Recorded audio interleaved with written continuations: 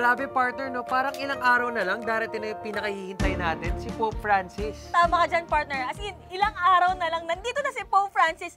Finally, makakadaupang palad na natin siya. Saka makakadaupang palad natin, hindi lamang siya, kundi si Kristo through Pope Francis. Saka partner, parang, alam mo yun, tumatalon yung puso ko na hindi ko maintindihan, hindi ko na alam. Oo, alam mo yun, yung ganong feeling. Tadya, wait lang, parang may nalimutan tayo sa part na yan. Ano nakalimutan natin? May kasama pala tayo. Batiin naman natin sila. Oo nga pala, sorry, medyo sabik na ako at sabik na rin kayo, alam na alam ko yan. Kaya naman po, magandang araw po sa inyong lahat. At tayo po ay nasa huling episode na po ng ating programa para sa paghahanda sa pagbisita ng ating Papa Francisco. Alam mo partner, kahit na nalulungkot ako ng konti lang naman, mas excited naman ako kasi darating na si Pope Francis. Ito yung talagang pinaghandaan nating lahat. At anong klaseng paghahanda naman yan, partner? Siyempre, maliban na dun sa material niya paghahanda, ngayon nakaayos na ako, pwede ko nang i-meet and greet si Pope, yung paghahandang spiritual, ready na ako dyan, partner. Mukhang marami ka nang natutunan na, kaya ready ka na. Yes. Ako rin ready na eh, pero parang maganda yata na balikan natin kung ano yung mga napag-usapan natin mga nakaraang episode. Tama ka dyan, partner. Magbalik tanaw tayo. So, ready ka na ba? Ready na. O sige, partner. Ano ba yung una natin pinag-usapan? Naalala mo? Naalala ko naman. Tungkol kay Pope. Tama. Ang una natin pinag-usapan, kung sino ba talaga si Pope Francis. Tama ka dyan, di ba? Si Pope Francis bilang pinakamataas na spiritual leader ng ating simbahang Katolika. At pangalawa naman, pinag-usapan naman natin ang Santo Papa at ang simbahang Katolika. Nalaman natin doon, partner, na kung ano yung mga hamon sa atin bilang isang Kristiyano, bilang isang lingkod at tagapagsunod ni Kristo. Kaya nga partner, naalala ko yung sa episode 2 natin na yung tema natin, yung sagot sa hamon, which is ang tema natin for our papal visit is mercy and compassion o awa at habag. Tama partner, at doon sa pangatlong episode naman natin, ang pinag-usapan natin ay ang Santo Papa at ang Simbahang Katolika ng Pilipinas, the Pope and the Philippine Church. At yung bigat din ng hamon na bilang pinakamaraming Katoliko sa buong Asya. Tama partner, kaya tayong mga Kristiyano ay may pananagutan sa bawat isa. Sinasabi nga natin, tayo ay isa, we are one. Isang napakalalim na pag-alam sa sitwasyon natin bilang mga mananampalataya. Alam mo partner, tingin ko yung mga kaibigan natin may sapat na rin kaalaman tungkol sa pagdating ng Santo Papa at tungkol sa Simbahang Katolika. At alam mo, naniniwala ako partner na itong programa na to isang instrumento para mas mapalalim pa yung pananampalataya natin bilang isang Kristiyano. Ikaw, naniniwala ka ba, partner? Naniniwala ako dyan, partner. Kaya alam ko, meron pa tayong isang kasama na naniniwala dyan Tama ka dyan, partner. At di lang ako naniniwala at nananalig pa ako. Ano, partner? Naniniwala ka ba doon? Siyempre naman, naniniwala ako sa'yo, partner. Aba, hindi lang ako naniniwala din, kundi nananalig pa ako. Pero partner, alam mo, na-overwhelm ako masyado kasi ang dami na nating natutunan sa programa na to. At alam mo yung kagustuhan mo na maibahagi yung mga natutunan ko sa ibang tao kahit saan man ako magpunta. Alam mo, sarap pakinggan yung sinabi mo, di ba? Yung pagbabahagi natin, napakasarap pakinggan para sa isang katolikong kabataan tulad natin. Saka, dahil excited na tayo, let's get it on. Tawagin naman natin yung makakasama natin sa kalsada na talaga namang napakagala. Pero sulit naman yung kanyang pag-iikot kasi dito nakakasalamuhan niya yung mga tipikal at normal na tao. At ano nga bang sagot nila sa mga tanong ni Maris Tamay Ayala? Tama ka dyan, partner. Kasi may mga kilala ako dyan. Hinalughog daw ni Maris ang buong Ayala para tanongin ng mga kababayan natin tungkol sa paghahanda nila sa pagdating ni Pope Francis. Kaya naman, i-welcome ulit natin ang ating kaibigan si Maris para sa mga tanong niya sa ating mga kababayan.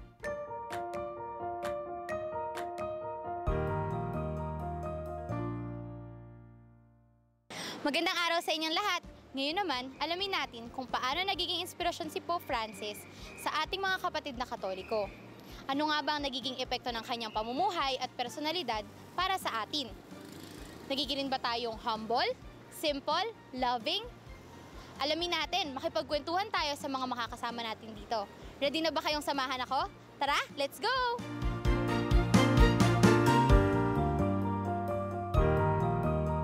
Nakakita ko ng paghanga sa kanya. Siyempre, hindi siya ganong klaseng tao na masungit sa kapwa, ba?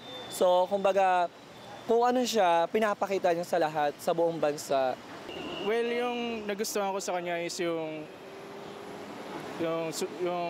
lumabas siya sumabay siya sa mga tao na sumakay sa mga train, mga ganun. Yung paglabas niya sa public, yun yung pinaka nagustuhan ko. Very friendly siya. Mas gusto niya yung makihalubilo kaysa magsalita lang sa harap. Yung inequality, parang gano'n, na porke Pope siya, mataas siya, gano'n. Parang pantay-pantay tayo. Tapos basta ang galing niya, parang magandang example siya. I think si Pope Francis sabi daw nila and other articles about him na siya yung pinaka malapit sa tao, malapit sa publiko, and in terms of his humility and his attachment to people, especially to children. And yun yung exceptional sa pagkatao niya. Mga kapatid, ilang araw na lang at makikita na natin ang ating Santo Papa. Makakadaupang palad natin si Kristo sa pamamagitan niya at ng kanyang presensya. Ito man ang huling yugto ng ating paghahanda, hindi pa rin tayo dito nagtatapos. Magkita-kita tayo sa papal visit ngayong Enero 2015. Muli ako si Maris Ponti and I am very proud to be a Catholic.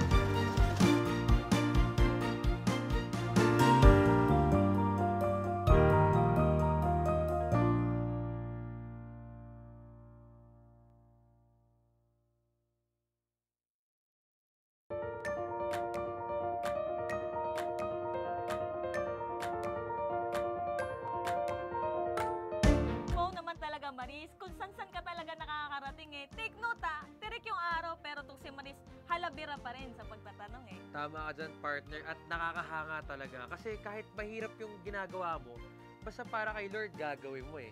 Sabi nga nila, di ba, para sa kapwa at para sa Diyos, eh yes Lord lang tayo palagi. Speaking of yes Lord, partner, alam mo ba yung kantang Trading My Sorrows? Trading My Sorrows? Parang medyo familiar ako dyan. Sige. Para kakanta ka? bigyan ka ng konting sample lang. Okay, konti lang. galingan mo ha. Thank you, supporta mo, partner. Eto na. Okay.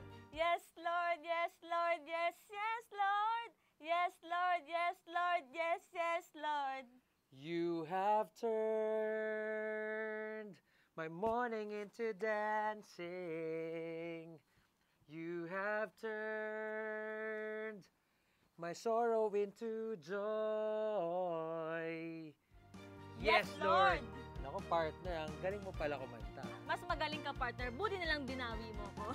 Hindi, partner, kasi parang second voice ka kanina eh. Kaya pasok na pasok pa rin yung partner. Pwede. Pero alam mo, saktong-sakto yung kanta na yan sa episode natin yan. Alam mo kung bakit? Tanungin mo ako. Partner, bakit? Why? Bakit? Kasi partner, pag sinabi mong yes, Lord, ikaw mismo yung sumusunod sa yapak ni Kristo. Kumbaga, kapag nagpapasya ka, nakadepende ka sa sarili mo at hindi sa ibang tao. Tama ka dyan, partner. Parang mas nakaka-excite yung episode natin ngayon, Sabihin mo na nga, partner, sa kanila kung ano yung episode natin ngayon. Yung pag-uusapan natin ngayong episode na to ay pinamagatang The Pope and Us. Ikaw, ako, tayo, at ang Santo Papa. Nako, partner, alam mo, napakagandang pag-usapan yan. Kasi pag sinabi mong The Pope and Us, tungkol yan sa pakipag-ugnayan natin sa Santo Papa individually, which is a great blessing for me. Tama ka dyan, partner Alam ko na sa pagbisita ng Santo Papa, hindi man tayo lahat, makahawak sa kamay niya o makita natin siya ng sobrang malapitan. Yung nasa malayo ka man, pero makita mo yung Pope, yung presensya niya na talaga namang siguradong makakatulong sa atin bilang mga mananampalatayang Katoliko. Sa partner, sa pamamagitan niya, mararamdaman natin yung presence ni Christ sa kanya. At para mas mapalalim pa ang ating paghahanda, ay makakasama natin ang Auxiliary Bishop ng Manila na si Bishop Roderick Pabilio. Upang mas maintindihan natin ang kaugnayan natin sa ating Santo Papa. Kaya mga kaibigan, panoorin po natin ito. Para po sa ating mga Katoliko, napakahalaga ng Santo Papa. Kasi siya po ang ibinigay sa atin na leader ng simbahan. Noong unang panahon, iyan po ay si Pedro. Siya ang nanguna sa grupo. At pagkatapos si Pedro, ang mga kahalili ni Pedro, ay mga obispo ng Roma, na iyan yung mga Santo Papa. At para sa ating pagkakaisa, kailangan natin ng leader. At ang leader natin binigyan ng garantiya ng Diyos na hindi tayo ililigaw, no, na nasa kanyang susi ng kaharian ng langit. Kaya ang mga aral ng Santo Papa na ibinibigay sa atin, yan po yung ating pinapakinggan. Kaya napakahalaga para sa ating pananampalataya para hindi tayo malihis ng landas. Kaya ang hamon sa atin ay alamin ang mga aral ng Santo Papa ay sa buhay ito. Yan po yung paraan natin paano may sasabuhay ang mensahe ni Kristo sa ating panahon ngayon. Ang Santo Papa ay pupunta dito upang tulungan at magbigay ng comfort sa mga nahihirapan sa buhay, lalong-lalo ng tinamaan ng bagyong Yolanda at iba pang mga biktima, no, ng mga natural calamities. Kaya yan po ay panawagan niya rin sa atin na pansinin natin ang mga mahihirap. Pansinin natin ang mga naiiwanan sa lipunan. Ang mensahe naman ni Jesus ay hindi mensahe ng kalungkutan, hindi mensahe ng kamatayan, ngunit mensahe ng buhay. No, sinabi niya sa atin that He wants to share His joy. Ang joy niya mismo ang kanyang ibabahagi sa atin. At ito rin yung sinabi ng ating mahal na Santo Papa, the joy of the gospel. No? Kaya ang pinakamensahe ay mapalad kayo, magsaya kayo, matuwa kayo.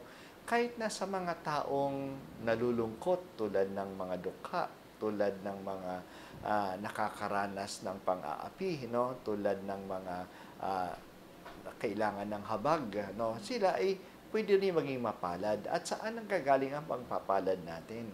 Yan ay nanggagaling walang iba kundi sa ang Diyos ay kakampi natin. Kaya napapansin ng Diyos ang ating kahirapan. Ang mga dukha para sa kanila ang kaharian ng Diyos. Ang mga naaapi, no? Ang Diyos ay hindi sila kinalilimutan. Yung mga naghahangad ng katarungan, nagugutom sa katarungan, pagbibigyan sila ng Diyos. Yung mga mahabagin, kakahabagan sila ng Diyos. No, yung mga taong may malinis na puso, matatagpuan nila ang Diyos. So palaging ang basihan ng ating joy, ng ating being fortunate, no, na ating maging mapalad, ay walang iba kundi ang Panginoon. So iyan po yung sinasabi dito sa atin, na hindi tayo hahanap ng kaligayahan sa labas ng Diyos. Ngunit ang Diyos ang magbibigay sa atin ng kaligayahan.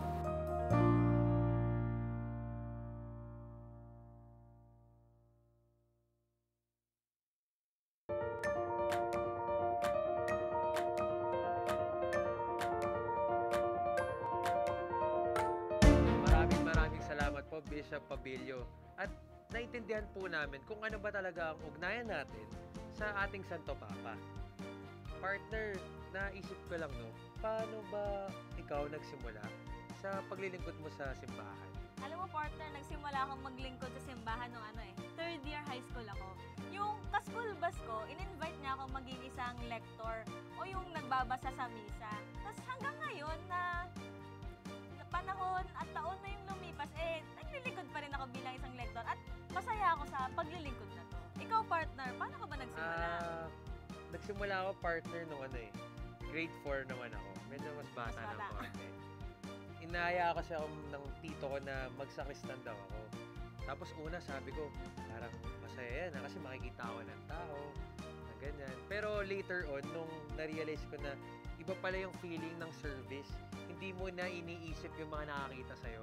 Kasi ang iniisip mo na lang, yung relasyon mo sa Diyos, yung kung paano mo binibigay ng buhay sarili mo sa paglilingkod sa atin. Tingin ko naman, lahat tayo ay tinatawag sa paglilingkod, di ba? Kapag sinabi mo talagang, yes, Lord, talagang no turning back, di ba? Follow Jesus. Kaya saktong-sakto yung kanta natin kanina eh. Kasi partner, basta para sa Diyos at para sa kapwa natin, yes ka lang lagi, yes Lord ka lang lagi, kasi gagabayan niya tayo sa lahat ng mga ginagawa natin. At isa itong pagpapatunay, partner, na tayong lahat ay lubhang pinagpala. At sa patuloy natin paglalakbay, nawa ay gawin natin ito na may awa at habag, our works of mercy and compassion. At katulad ng sabi ni Bishop Pabilio, tayo ay pinagpala, we are blessed. At ang tunay na pagpapala ay ang kalayaang ibinigay sa atin ng Diyos na kanyang mga anak na nagpaubaya at nagpapaubaya sa probidensya ng ating Diyos. Ito man po ang huling yugto ng ating programa. Alam ko na hindi dito nagtatapos ang ugnayan natin sa bawat isa. Kasi dahil nga sa sabi ni Archbishop Sok na tayo ay isa, ang Pilipino ay isa.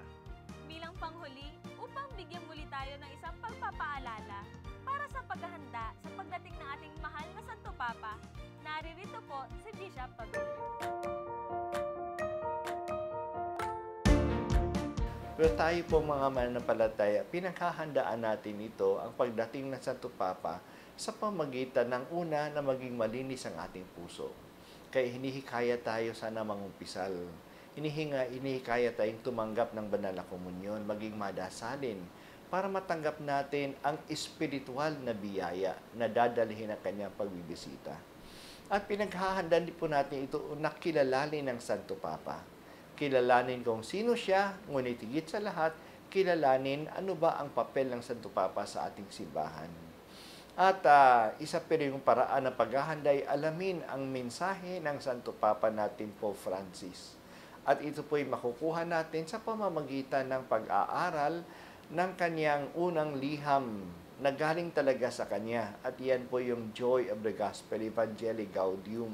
Ibinigay niya ang programa, ang kanyang mga ideya, paano ba tayo magiging tunay na simbahan sa pagpapalaganap ng mabuting balita. Kaya mga kapatid, habang nag-aantay tayo sa pagtingin ng Santo Papa, ihanda natin ang ating sarili spiritually. Also, intellectually, kilalanin natin ang Santo Papa at ang papel ng Santo Papa sa ating pananampalataya at alamin natin ang kanyang mensahe. Palagi pong pinaglalabanan ng simbahan ang mga tinatawag na mga throwaway culture. May mga taong na isasantabi. May mga taong hindi nabibigyang halaga. Kalabanin po natin yan sa pamamagitan ng ating pagmamahal, pagpapansin, at pagkalinga sa mga mahihirap. Yan po yung magandang paraan ng paghahanda sa pagdating ng Santo Papa. Maraming salamat po, Bishop Pabilio, sa mga paalala niyo po sa amin. At bago po tayo tuluyang magtapos, nais po namin paalalahanan ang lahat na sa pagdating na ating mahal na Santo Papa ay kasabay nito ang Second Philippine Conference on New Evangelization. Ang PCNE ay isang paraan ng pagmimisyon natin bilang mga tagasunod ni Kristo. PCNE na may temang Blessed Are You. Nawa ay makapagnilay tayo sa mga aral na ito upang ipagdiwang ang pagiging mapalad ng ating buhay kay Kristo bilang paghahandang espiritual at pakikisama at pakikiugnay sa buong simbahang Katolika sa Pilipinas bilang paghahanda sa pagpapanibago ng ating simbahan sa pamamagitan ng PCNE.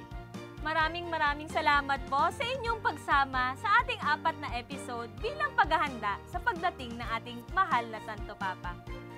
Hiling po namin at aming ipinapanalangin na tayo nawa ay sama-sama sa pagsalubong sa ating mahal na Santo Papa Francisco. Nawa ang lahat ng bagay at mensahe na ating natutunan sa programang ito ay maging instrumento para mas maibahagi pa natin ito sa ating mga kapatid na mas gustong mapalalim ang kanilang pananampalataya. Muli, ito po ang programang One Faith, One Love, One Life. Programang inilaan para sa paghahanda sa pagbisita ng ating mahal na Santo Papa Francisco. Ako po si Bel Belonio. At ako naman po si Benz Rodil. Magkita-kita tayo sa January 15 to 19, 2015. Ang ikatlong pagbisita ng pinakamataas na pinuno ng Simbahang Katolika, si Pope Francis. Maraming salamat po at paalam.